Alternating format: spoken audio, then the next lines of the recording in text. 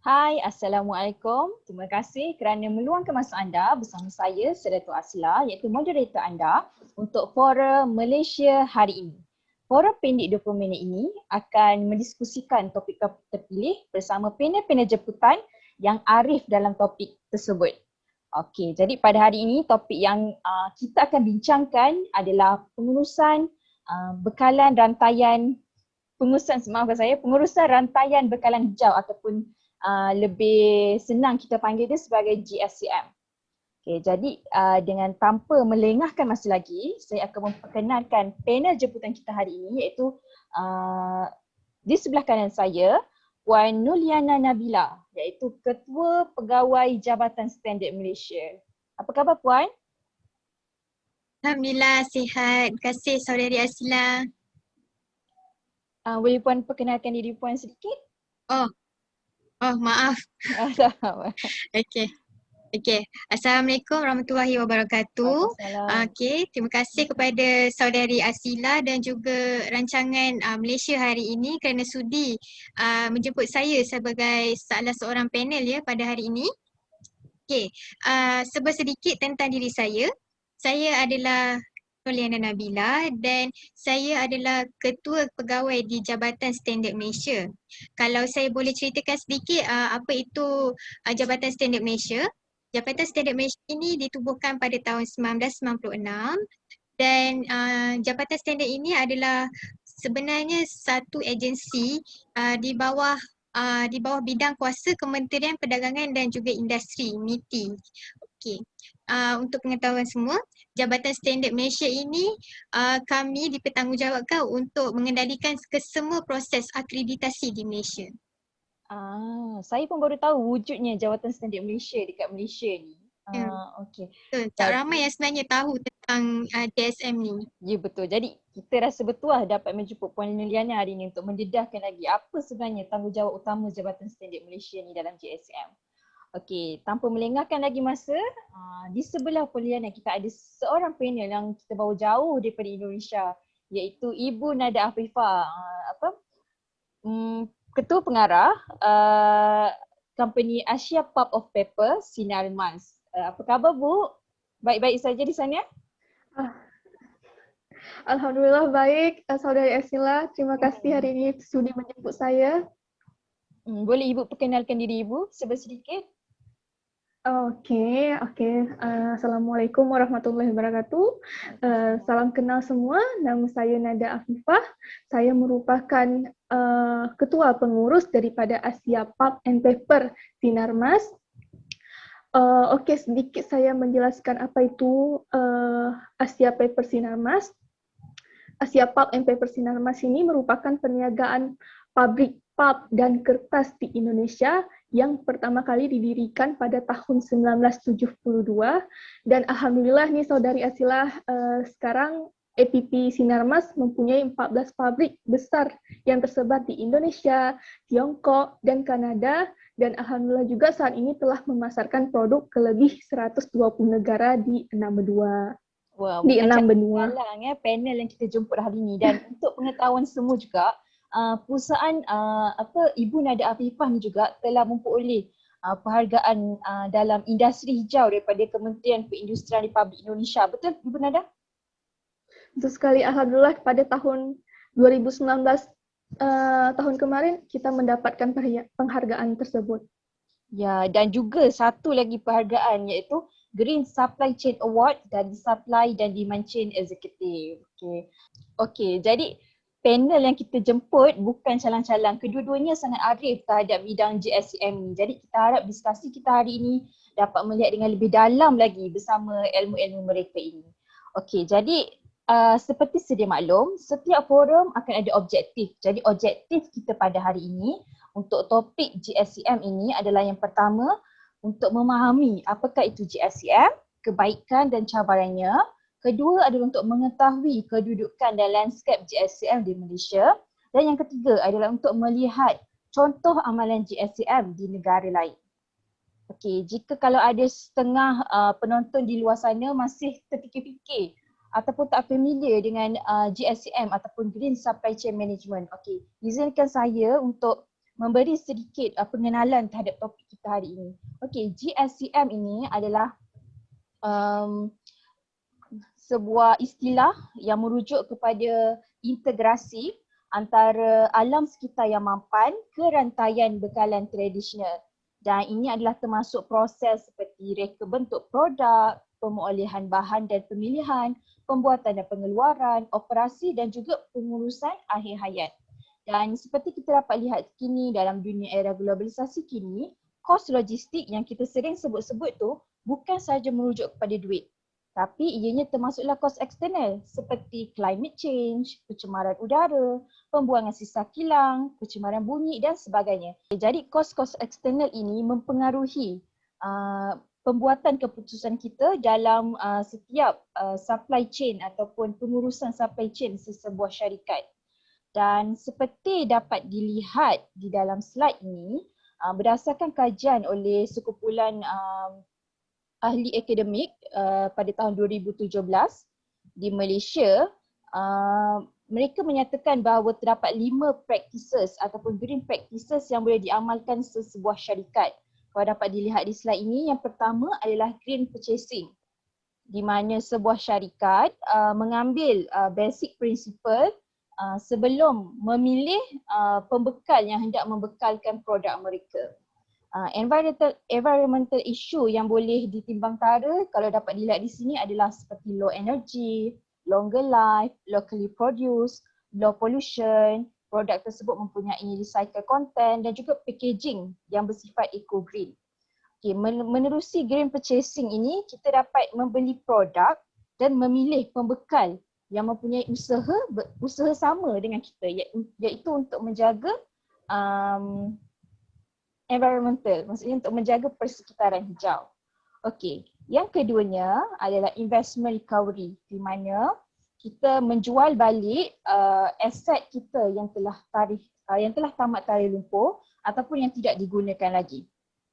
Yang ketiga adalah eco-design dan packaging, di mana kita mereka bentuk produk kita secara green dan dari segi pembukusan pula kita menjadikan ia sebagai reusable, boleh guna semula, recyclable, boleh dikikal semula, dan di samping itu untuk kita mengurangkan penggunaan bahan kimia yang tidak terkawal. Seperti dapat dilihat di sini, kita kurangkan plastik dan kita boleh tukar kepada bag paper yang lebih kitarannya lebih panjang.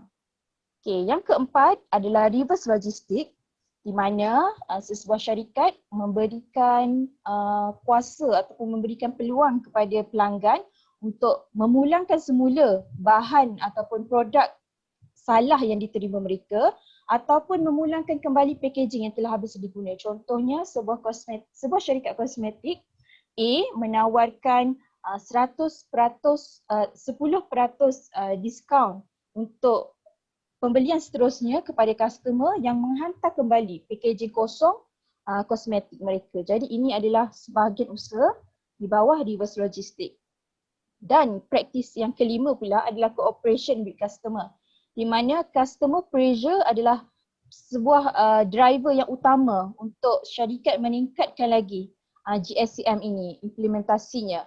Dan pressure ini sebenarnya telah membina satu market opportunities kerana customer sekarang ataupun pelanggan sekarang tidak hanya melihat kepada penggunaan produk semata-mata, tapi ianya termasuklah impak apa yang mereka boleh berikan menerusi pembelian mereka itu.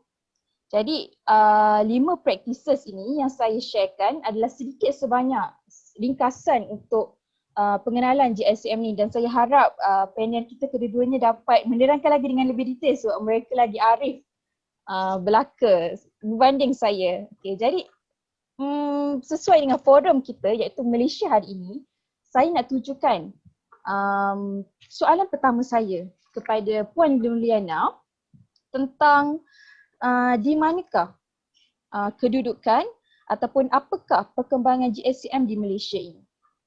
Silakan Puan Liana. Okey, perkembangannya. Okey, secara umum yang kita ketahui negara kita, negara Malaysia adalah sebuah negara yang sedang membangun kan. Jadi sebenarnya konsep GSM ni masih baru dalam kalangan syarikat-syarikat di Malaysia. Akan tetapi kami telah memperoleh data daripada ISO survey dan ianya telah menunjukkan sebanyak 2,308 buah syarikat di Malaysia pada tahun 2019 sahaja telah mengamalkan GSM ini. Dan ini sebenarnya data ni sebenarnya agak memberangsangkan ya, sebab menunjukkan peningkatan sebanyak 171 buah syarikat berbanding pada tahun 2018 yang mengamalkan konsep GSM ni. Jadi kalau saya boleh highlightkan dekat sini ya, sektor pembuatan di Malaysia yang banyak mengamalkan GSM ni adalah daripada sektor, yang pertama adalah daripada sektor logam asas dan juga produk logam. Yang kedua adalah dari sektor getah dan juga plastik. Yang ketiga adalah dari segi sektor peralatan elektrik. Ketiga-tiga sektor ini banyaklah mengamalkan GSM dalam pengurusan mereka. Dan saya andaikan dan saya rasa mereka ini mengamalkan GSM ini adalah kerana terdapat pressure daripada pihak kerajaan dan juga pihak pengguna lah yang di Malaysia ini. Jadi secara keseluruhan memang kita nampak memang ada peningkatan dalam GSM dalam syarikat-syarikat di Malaysia ni. Dan macam mana kita nak iktiraf syarikat-syarikat ni? Jadi kita boleh tengok daripada sertifikat yang diorang dapat. Sertifikat ni yang perlu diiktiraf oleh kita sendiri, JSM. Dan dan sertifikat ini dipanggil sijil EMS? Tak macam tu Poliana? Ya betul. Ya betul-betul. CJEMS. CJEMS yang telah diperakui dengan standard ISO 14001. Jadi ialah dengan adanya CJ ni menunjukkan mereka tu sebenarnya adalah sebuah syarikat yang telah mengamalkan GSM. Dan ada kajian menunjukkan, dan saya telah buat sedikit analisis ya. Sebenarnya di Malaysia ni dia punya penerimaan tu masih rendah lagi. Kenapa saya cakap macam ni? Kerana Malaysia telah direkodkan antara negara yang mempunyai bilangan sertifikat EMS yang paling rendah berbanding dengan negara-negara Asia yang lain seperti Jepun, Korea Selatan dan juga di Thailand. Okey, nampaknya Malaysia kena banyak lagi berusaha ataupun mempunyai ruang lagi untuk peningkatan, untuk bersama-sama dengan seperti yang Puan Liliana kata, Jepun, Korea Selatan dan juga Thailand. Okey, jadi soalan seterusnya mungkin berkait rapat. Kalau tadi kita cerita tentang situasi di Malaysia, kita tujukan pula soalan kepada sebuah syarikat yang betul-betul sedang melaksanakan GSM ini. Jadi Ibu Nada Afifah, sebenarnya apakah rahsia keberjayaan perusahaan FPP Sinar Mas ni kerana berjaya dalam mengimplementasikan GSM ini? Okey, baik Saudari Atila. Kalau ditanya apa keberjayaan perusahaannya, mungkin saya rasa komitmen ya. Sebab antara amalan yang kami FPP Sinar Mas ini gunakan ada yang pertama green purchasing, di mana kami berkomitmen untuk membangun industri global dengan rantai pasokan yang bertanggung jawab, melindungi hutan, melindungi lahan lembut, dan berbagai flora dan fauna selaras dengan masyarakat lokal nih Saudari Asila. Dan FPP Sinar Mas juga kerap menggabungkan sirkular bioekonomi menggunakan konsep reuse, recycle, dan reduce. Jadi dengan ketekunan dalam FPP Sinar Mas berkomitmen ini, kami alhamdulillah telah mencapai pencapaian signifikan yang berkelanjutan yang berdampak pada seluruh rangkaian produk seperti pulp, kertas, tisu, dan kemasan. Jadi alhamdulillah prestasi green concept yang telah kami dapat ada 4. Seperti dapat dilihat pada layar kita di depan, yaitu yang pertama, kita telah mengurangi intensitas air dalam proses produksi hingga 24%, juga berhasil mengurangi volume limbah padat yang dibuang sebesar 41%, dan juga mengurangi dampak kebakaran hutan hingga 0,07% dari konsensi, dan juga berhasil mengurangi laju deforestasi hingga 0,14% dari lahan lindung. Begitu Saudari Asila. Nampaknya syarikat ataupun perusahaan FPP Sinar Mas sangat committed. Kita dapat lihat committednya dengan jumlah-jumlah yang direkodkan dalam mengurangkan ataupun menjaga kelestarian alam.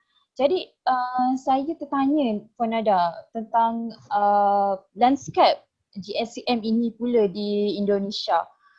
Mengikut statistik, berapakah perusahaan di Indonesia yang mengamalkan GSCM untuk setakat kini?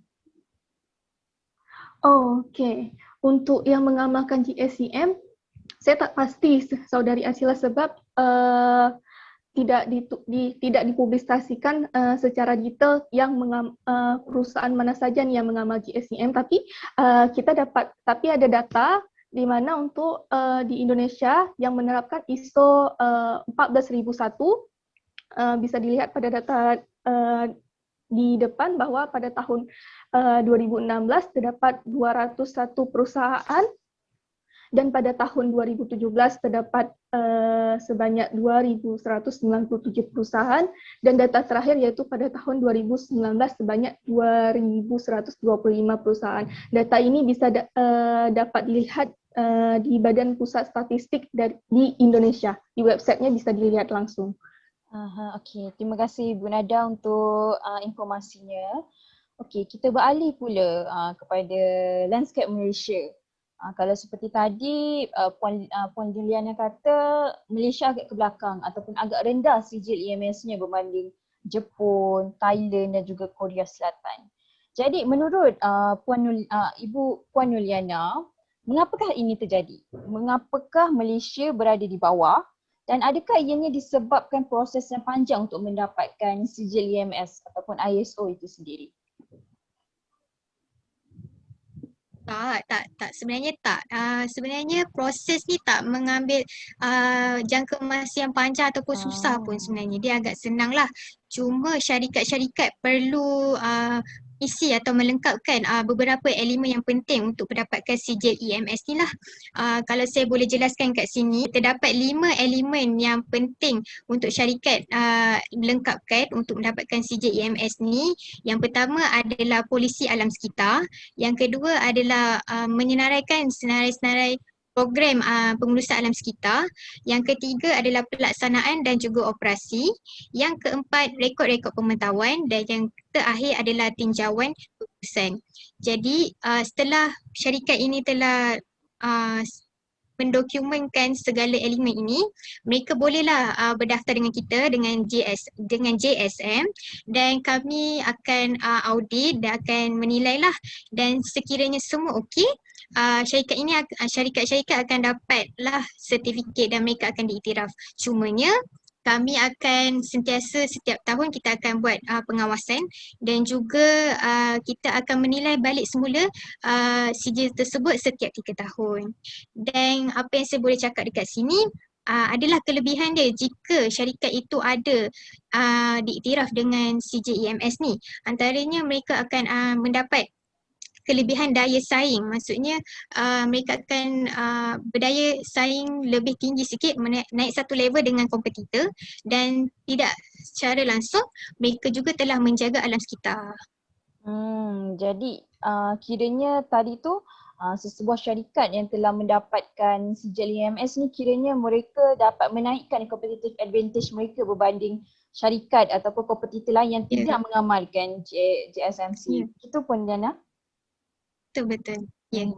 Diharap maklumat ni sebenarnya sangat utama ataupun sangat penting kepada syarikat di luar sana untuk menunjukkan bahawa sebenarnya mudah saja untuk mendapatkan sijil EMS ini dan berada bersama usaha untuk menjadikan pengurusan rantai yang berkalan ini lebih hijau. Okey, jadi Puan Juliana, kalau tadi Puan Juliana kata Malaysia, company-company di Malaysia ini kurang pendedahan. Okey, jadi apakah sebenarnya cabaran di dalam konteks untuk mendedahkan syarikat di Malaysia ini untuk mengamalkan GSCM? Okey, baik. Sebenarnya banyak ya cabaran-cabaran untuk dedahkan konsep GSM di Malaysia ni. Cuma apa yang saya boleh highlightkan, cabaran yang pertama adalah dari sudut penerimaan syarikat itu sendiri tentang konsep GSM ni.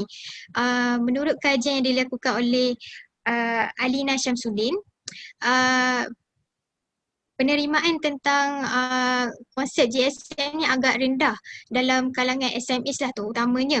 Hal ini kerana mereka menyatakan kosnya agak tinggi untuk apply GSM ni dan juga untuk mencari bahan mentah semula jadi juga agak susah. Jadi kerana itulah mereka tidak apply GSM ni. Jadi untuk cabaran yang kedua pula dari sudut kos ya, kos yang tinggi dan juga mahal untuk apply GSCM ni. Kos yang diperuntukkan dalam GSCM ni sebenarnya menyeluruh. Kebanyakannya dalam research and development, termasuklah dengan reka bentuk produk, pelabelan, pembungkusan dan juga banyak lagi lah. Dan dia sebenarnya melibatkan daripada upstream dan juga downstream. Jadi saya berpendapat kalau syarikat yang besar mereka mudahlah untuk apply GSM ni kerana mereka mempunyai dana yang banyak kan. Tapi kalau untuk syarikat yang kecil seperti SMEs, mereka memang tak ada modal dan dana yang banyak untuk apply GSM ni. Okey, untuk cabaran yang ketiga adalah dari segi penerimaan syarikat tentang profit yang mereka akan peroleh. Menurut kajian Kis Hore, dia menyatakan bahawa syarikat yang apply GSM ni hanya akan mendapat keuntungan dalam jangka masa yang panjang dan bukannya dalam jangka masa yang pendek. Dan yang terakhir, cabaran yang terakhir adalah kepada syarikat yang telah pun mengamalkan GSM, cabaran mereka adalah kepada dari sudut lah macam mana mereka nak meyakinkan pengguna untuk membeli produk mereka dan adakah pengguna nak ataupun sanggup untuk membeli dengan harga yang tinggi. Jadi itulah antara cabaran-cabaran GSCM dalam syarikat-syarikat di Malaysia. Saya setuju dengan cabaran yang kedua iaitu jika kita nak implementasikan GSM ni ianya memerlukan kos yang tinggi dan ianya memang sangat tidak sesuai untuk PKS SME yang kekurangan dana. Tapi mungkin sebagai cadangan sebenarnya PKS sebenarnya boleh mengimplementasikan GSM ni tapi mungkin dalam kadar rendah iaitu mungkin dengan first stepnya adalah menukarkan packaging mereka kepada lebih eco-green yang boleh digunakan untuk jangka masa panjang. Ianya nampak sedikit tapi sebenarnya impaknya dapat dirasai dalam jangka masa panjang dalam kelestarian dunia tempat kita duduk ini. Penilaian setuju tak dengan cadangan saya ni? Ya, betul. Sebenarnya PKS sebenarnya mereka ada banyak cara sebenarnya untuk adapt dengan ataupun adopt GSM ni sedikit demi sedikit bukan secara semua zat menyeluruh. Betul tu. Okey, betul. Dan untuk Ibu Nada yang telah mengimplementasikan GSCM ini sendiri, apakah sebenarnya cabaran di dalam perusahaan untuk mengekalkan, untuk memaintainkan GSCM ini? Silakan Ibu Nada. Okey, baik Asila. Seperti yang tadi saya katakan awal ya, komitmen, kurangnya komitmen dari manajemen puncak dalam mengimplementasikan prosedur GSCM ini bisa dapat membatalkan untuk melanjutkan ini. Jadi kita harus sangat-sangat berkomitmen. Yang pertama harus sangat komitmen. Dan yang kedua, kurangnya observasi jangka panjang dapat menyebabkan kita tidak dapat mengamalkan GSCM. So jadi kita harus betul-betul mencari, betul-betul menulis, betul-betul mendata jangka panjang kita secara tertulis and then kita observasikan mendalam sebelum kita menerapkan atau mengamalkan GSCM ini. Dan cabaran lainnya adalah kurangnya rujukan yang tepat dalam melaksanakan GSCM ini serta seperti tadi yang Puan Liana cakap, biaya adalah salah satu cabaran yang sangat-sangat besar sebab biaya prosedur untuk melaksanakan GSCM ini juga cukup terbilang mahal ya. Memang cukup terbilang mahal sebab kita harus sangat-sangat memaintainkan dari awal kalau kita ingin perusahaan kita, rantaian pasokan kita sudah betul-betul full GSCM, kita akan mengeluarkan biaya yang mahal. Dan terakhir sekali, prosedur untuk implementasikan pengadaan hijau ini memakan waktu cukup lama. Jadi tidak bisa langsung mungkin dalam 1 tahun mungkin untuk fullnya langsung kita berhasil mengamalkan GSCM, tapi mungkin kan step by step. Jadi memakan waktu juga. Begitu, Saudari Asila. Ya, betul. Saya pun setuju dengan cabaran-cabaran ni, walaupun bukan saya berada di perusahaan tersebut, tapi inilah antara cabaran untuk mengamalkan GSCM ni, kerana impak yang diterima bukannya jangka masa pendek tapi dalam jangka masa panjang. Dan diharap top management untuk setiap syarikat dapat melihat jangka masa panjang ini. Okey, jadi kita pun sudah berada di pada akhir forum dokumen kita ini. Sebagai kesimpulannya, seperti yang kita dapat lihat, sebenarnya ada bukan keburukan, maksudnya cabaran untuk melaksanakan GSCM ini. Tapi sebenarnya terdapat banyak kebaikan yang kita dapat lihat jika sesebuah syarikat itu mengamalkan GSCM ini. Ini sudah disebut di dalam penerangan Puan Yuliana, Puan Nada sebentar tadi. Sebagai salah satu contohnya, kita dapat speed up, melajukan lagi innovation, kita dapat merendahkan environmental impact, kita dapat meningkatkan operation efficiency, dapat meningkatkan profit, dapat meningkatkan market share, dan juga kita dapat melainkan ataupun membezakan diri kita dengan orang lain dengan meningkatkan competitive advantage kita dengan mengamalkan GSCM ini. Okey, jadi sebagai pengakhirannya lah, menerusi forum ini, saya berharap syarikat-syarikat di luar sana dapat melihat apakah cabaran, kelebihan, apakah itu sijil IMS, ISO dan landscape Malaysia kini, tidak kira di Malaysia ataupun di Indonesia. Semua perusahaan ataupun semua syarikat boleh berlumba-lumba untuk mengamalkan GSCM ini di syarikat mereka, kerana banyak sangat kelebihan yang dapat diterima oleh syarikat tersebut. Okay, sebagai penutupnya, saya ingin mengucapkan terima kasih terhadap kedua-dua panel kita pada hari ini. Walaupun kita berjumpa secara maya, tapi usaha setiap panel amat dihargai. Okay, jadi sama-sama.